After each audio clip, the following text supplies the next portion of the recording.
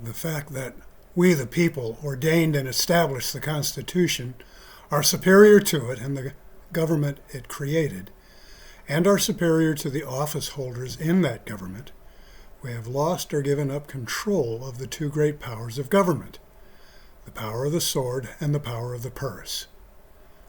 Because we no longer control the two great powers, we no longer control any other power delegated to the Constitution. I am Jeff Robertson, a practicing attorney with over 35 years of courtroom experience and a retired Marine officer of 27 years of service, active in reserve.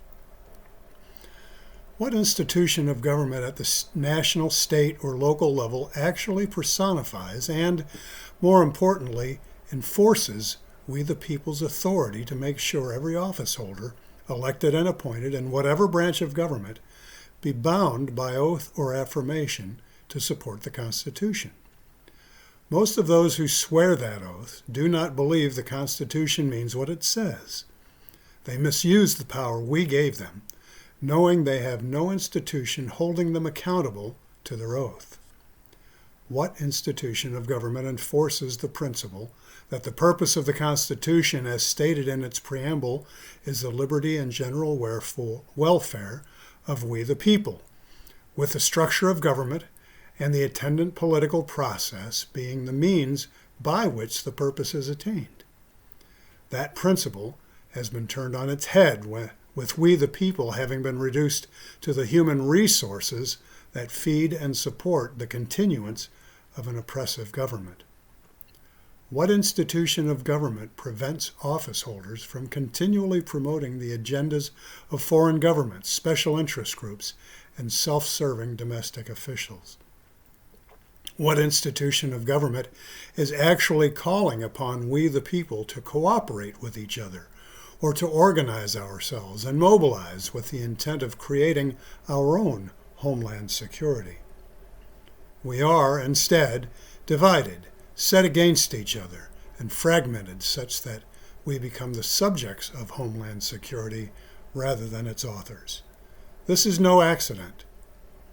As governments become more and more centralized, they will not tolerate an institution which is made up of an organized and trained community of patriots who believe the Constitution means what it says, that its purpose is to limit government, and that the means by which the Constitution is enforced is by the community that is aware of its own legal authority, its historic mission, and its overwhelming strength of numbers.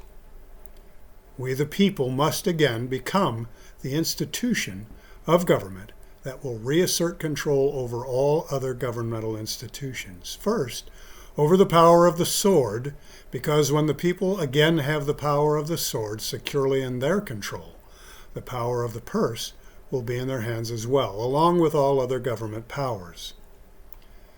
The popular idea that money talks is woefully short-sighted.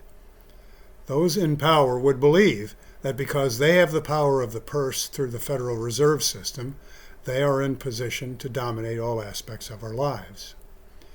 Niccolò Machiavelli, in his Discourses on the First 10 Books of Titus Livius, stated that, quote, "the sinews of war are not gold," close quote, having observed that, quote, "gold alone will not procure good soldiers, but good soldiers will always procure gold," close quote. One of Mao Zedong's famous quotes is that, quote, "political power grows out of the barrel of a gun," close quote. The power of the purse is a political power, but, like any other political power, if there is a conflict on its application, the power of the sword is superior to the power of the purse. That doesn't mean that might makes right. Morality, political or otherwise, requires that right comes before and justifies might. And this moral relationship is codified in the Second Amendment as a principle of constitutional law.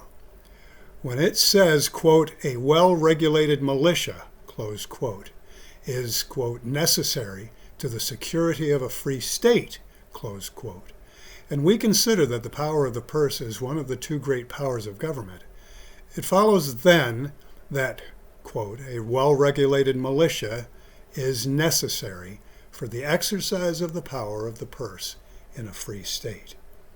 Clearly, the exercise of the power of the purse is dependent on the power of the sword.